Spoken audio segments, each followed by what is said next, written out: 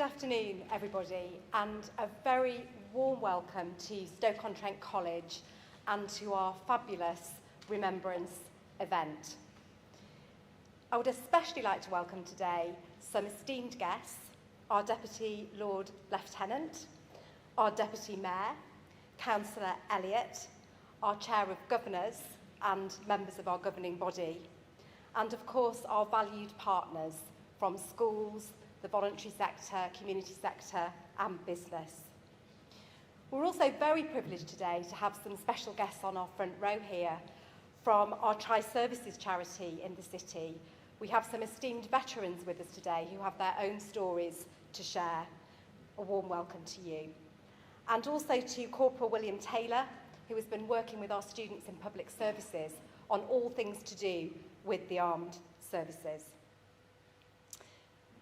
So today, in a time I think that can only be described as unprecedented in terms of our world history, our activities around this Remembrance event allow us a very unique and dedicated opportunity to reflect and to remember. And I think that what you will see through our activities today is the core values of this college shining through. Our inclusivity, our nurture, our courageousness, our collaboration, and of course, our sense of equality. So this event will allow us to see all of our college work, our student work, that we have been joining together over the last few weeks to produce for this event. And indeed, this event is being streamed live across our campuses today so that our whole college is involved, not just the students that you see together with us in the room. So you can see around you today some of that fantastic work, the wreaths that have been made by some of our students, the artwork such as the boat that we made for our pop-up gallery, telling the stories of some of our asylum seekers, the lovely board of some of the literacy work, and also some work by our construction colleagues where they've created crosses using their woodwork and joinery skills.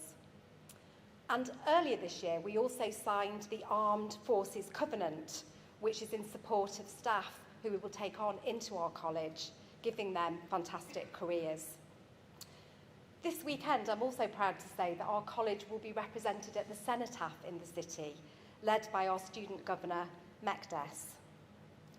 And after this event, you are warmly welcome to the Hammersley restaurant, where our catering and hospitality students have created inspired catering for you on the theme of our Remembrance event. So I hope today you will join us in this moment of reflection and remembrance and help us build that sense of hope and ambition and successful futures for all of our students and our college community. So there is nobody better for us in this city to lead us through this reflection and remembrance today than the Reverend Jeff Ease, who has helped us with this event over many years.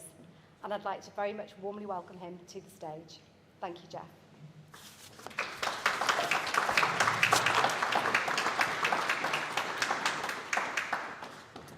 Thank you, Lisa. We gather once again.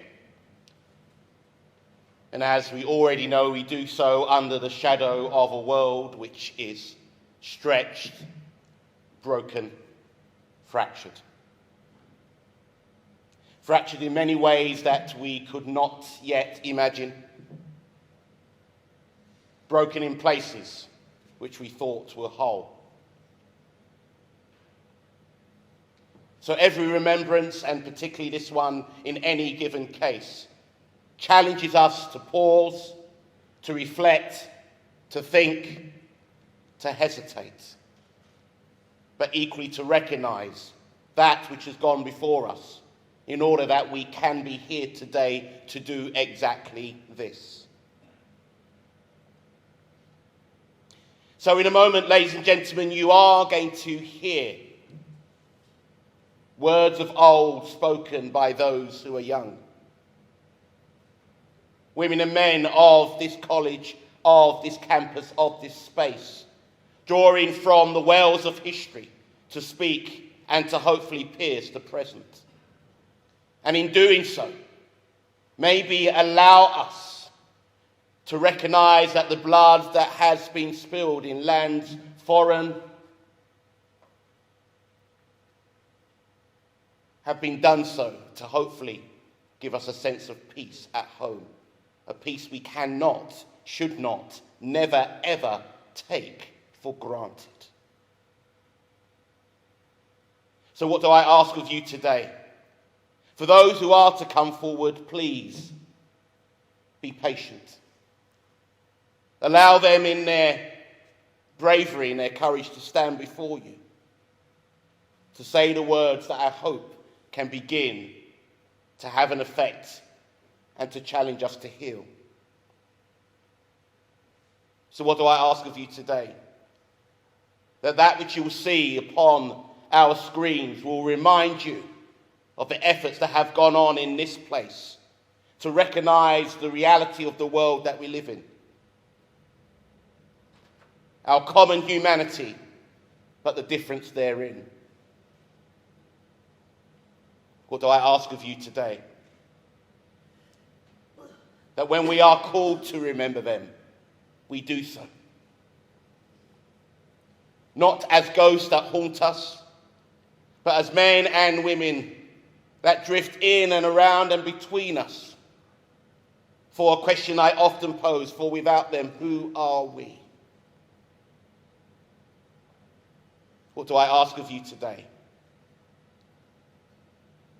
That when the wreaths are laid, and that when the silence is invoked and provoked,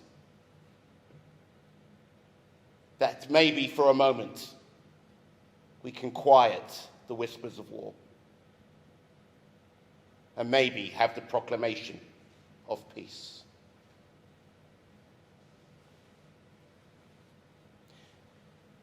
Poetry has a way of maybe conveying to us the depths of pain and horror in a way that we are able to digest and maybe even begin to understand. And so in a moment, two students from this place that, dare I say it, represent more than what you may see, will draw from those words of time gone by to speak to you now. Listen carefully. Use the ears that you've been given and the minds that you have in order to take on and understand that which is wished to be said from the past. So Lenroy, Golnar, please do come forward. Lenroy will be first, followed by Golnar. Thank you.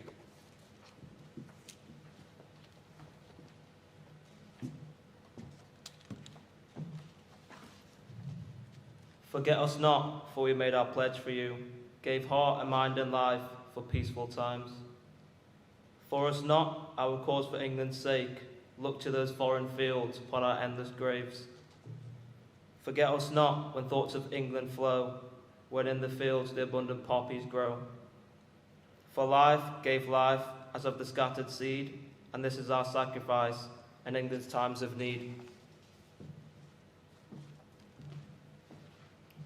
Flanders fields the poppies blow, between the crosses, row on row, that mark our place, and in the sky, the larks still bravery singing fly. Scarce heard amid the guns below, we are the dead, short days ago.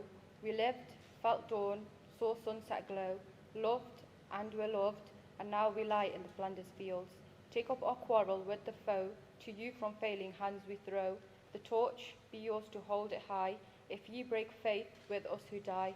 We shall not sleep, through poppies grow in Flanders fields. Words often heard. Words which we may not have listened to before until this very day.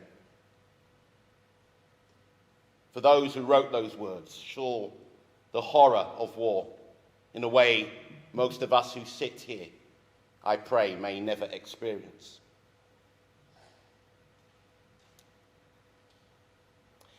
Somewhere not too far from here, it was decided that a place for memorial and reflection be built. a place whereby which men, women, children, everyone of every ilk and kind can come and see memorials, tough with stone, but have the ability to move us and shift us and to challenge us. And so a journey was made from here to there, to understand why we need a national place of remembrance. For if we don't, we are doomed to forget, and as we know and understand, fated to repeat. So in a moment, watch carefully as people from here went to there.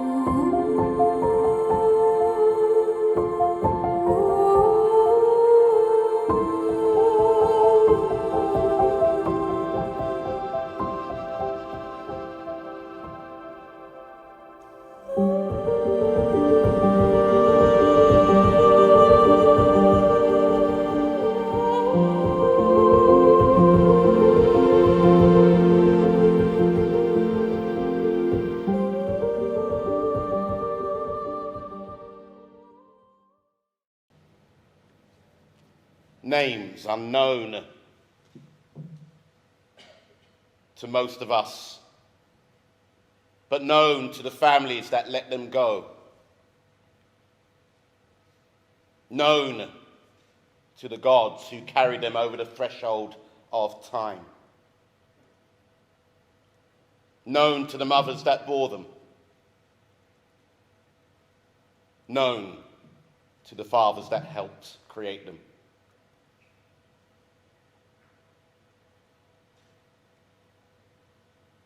It is sometimes quite easy to forget what has gone on before, and that many before us have done exactly what we did.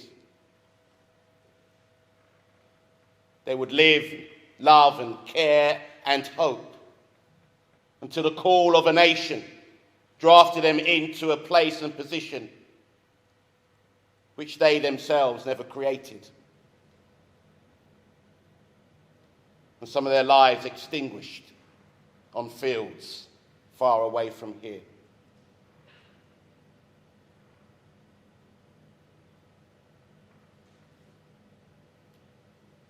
This college has stood for many years as a place of learning, a place of education.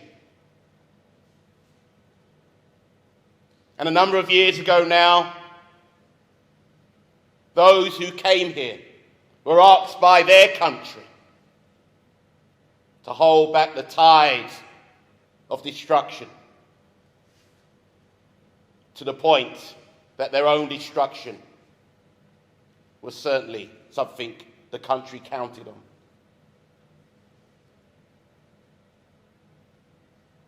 And due to their sacrifice, Their death gave this college a purpose and a possibility. So again, in the silence that you have given thus far, a silence that honours those who lived and literally died for this city, for this college. We are now going to see and hear the names of those from this very place that never returned. Those from this very place that walked through those doors to never ever see their hometown again. To never speak of the football teams they loved or the oatcake shop they cherished or the newspaper they would never read again. Let our silence honour the names of the students who made our college possible. Colin Dunn. Ronald J. Walters.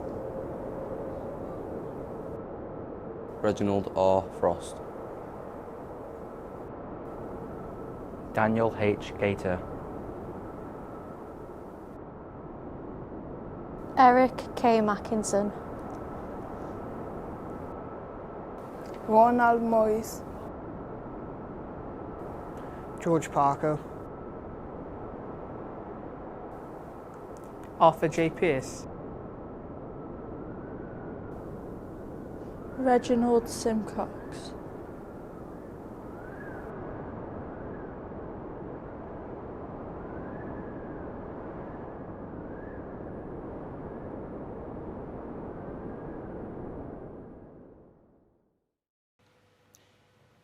Every year we enter this moment. We are challenged to come together despite our differences, to remember. And every year we do so, we pray, we hope that we do so in light of what's gone on, that is never repeated again. And yet, here we are. Questions loom within us as to why. Did those whose names we've just heard die for nothing? Did those whose names are etched in stone at our national point of remembrance die for something?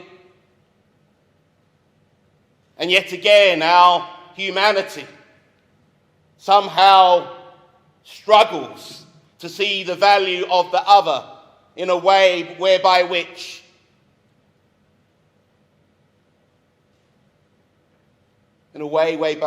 we can ply for peace.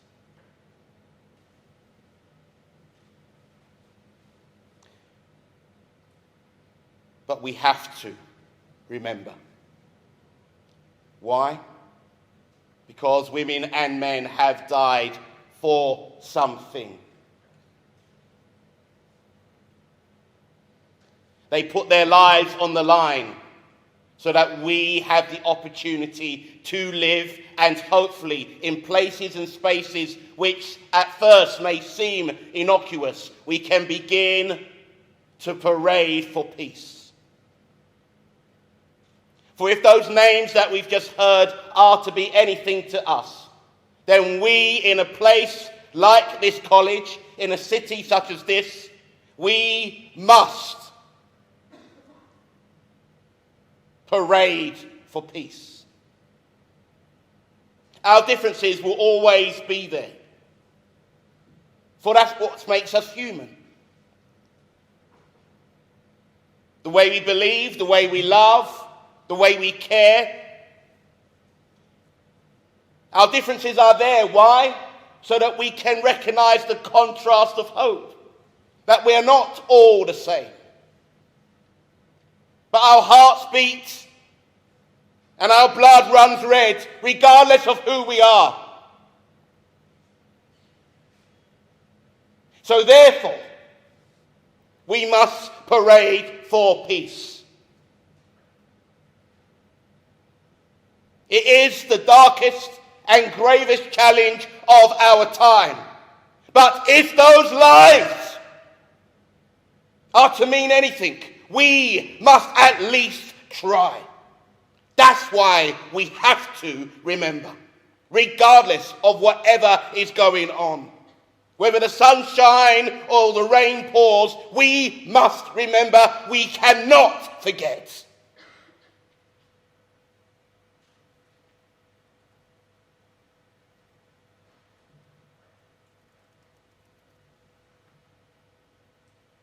For if we do, we are doomed.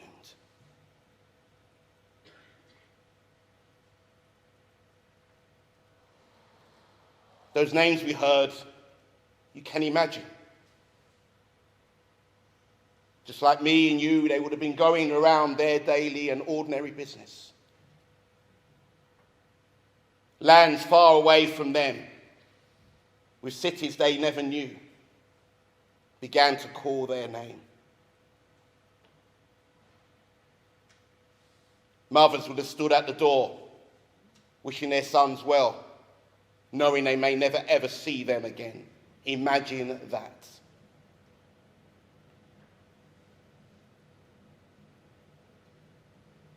We must parade for peace. And while we can call for that to be stopped elsewhere, any change must begin with us right here.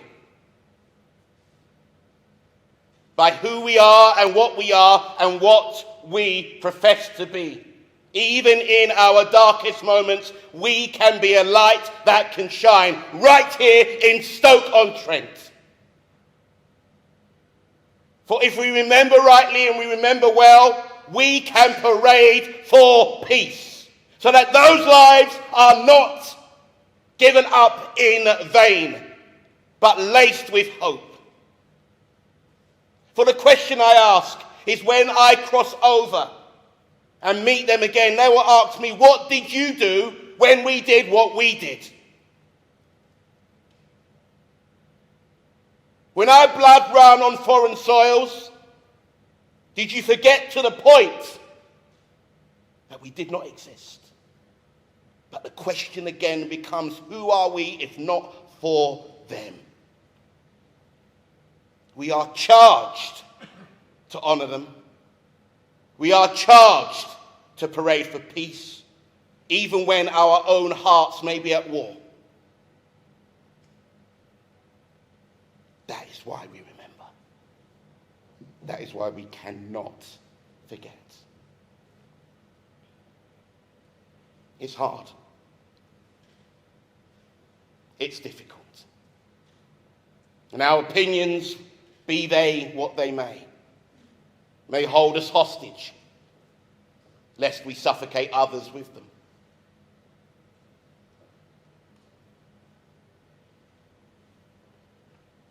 But those men and women will whisper to us in our dreams, and they will call from their graves, don't do it again. Try your best. So that whenever we cross that chasm of time into eternity, we can at least say, we tried and we remembered. So in a moment, ladies and gentlemen, for that is what we are, we will hear a poem often read. And again, the words we've heard thus far and the names that we have seen. Let us take it in as if for the first time we've heard it. Let not familiarity make us complacent or breed a contempt that makes us deaf to what we need to hear. And when we say we will remember them, let's bloody remember them. We are not here to forget.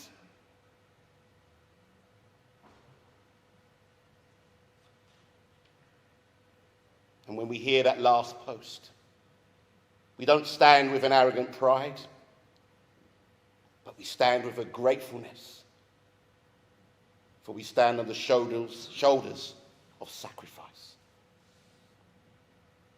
We stand on the shoulders of bravery. We stand on the shoulders of courage. For who are we, if not for them?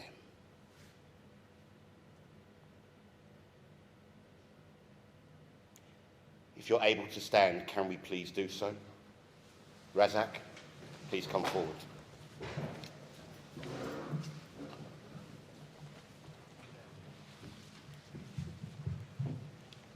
They shall grow not old as we that are left grow old.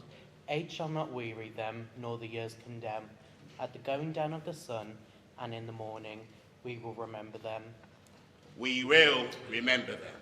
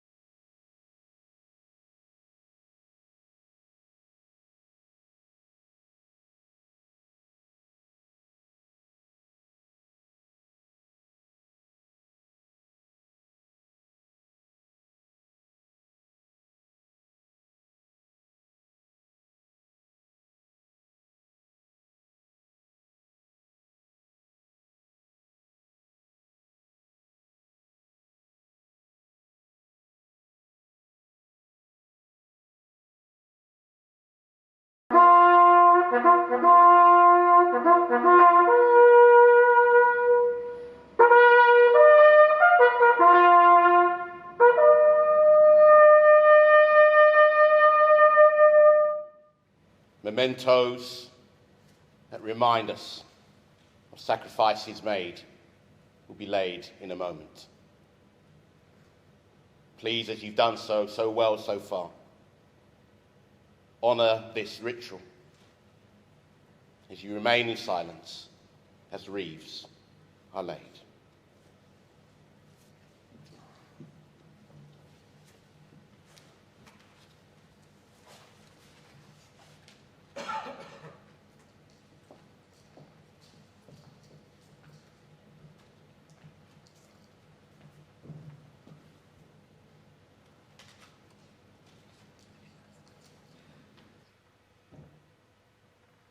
So as this ritual comes to an end,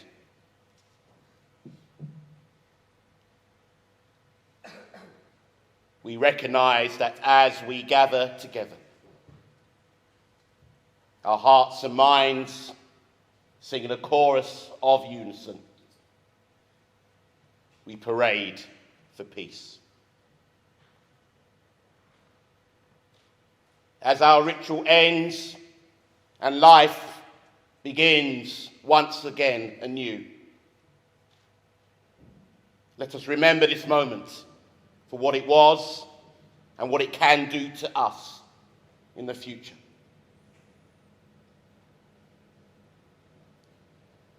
As this ritual ends, let us not be ignorant of the sacrifices made by many,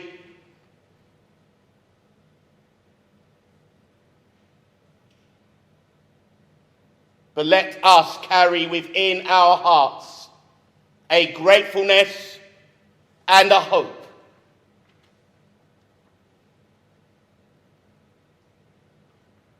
A hope that we do not forget, a gratefulness which is imbued in our souls.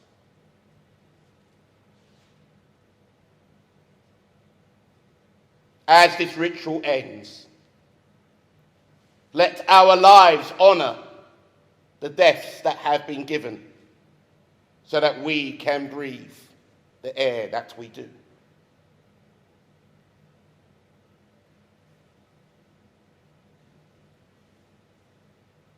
My thanks goes to all of you, students, guests, teachers alike, for you have been a shining, if not prominent, example of what we can do when we recognise our differences, but also have a chorus with our deeper humanity.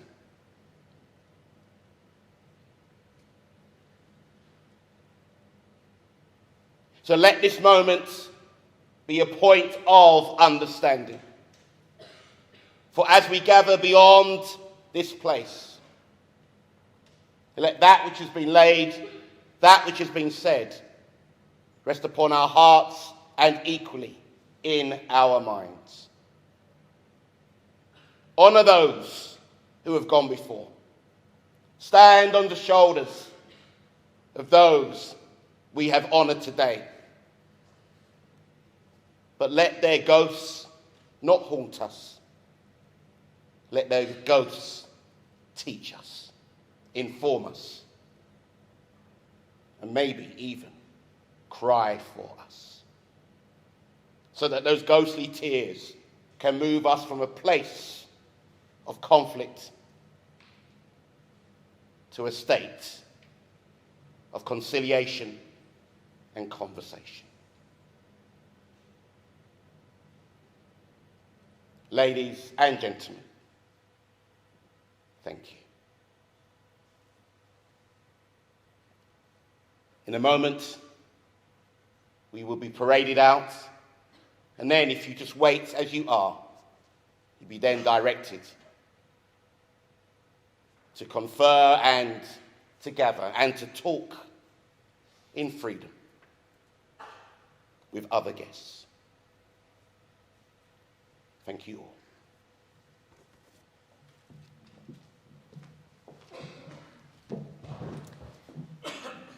Many thanks, Reverend Jeff, for that wonderful and moving event. We are very proud of our students and our colleagues here at Stoke-on-Trent College. Would you please join me in showing your appreciation for Lindsay, Claire and the team and all of our students who have made today possible. And thank you very much for your attendance and support. Thank you.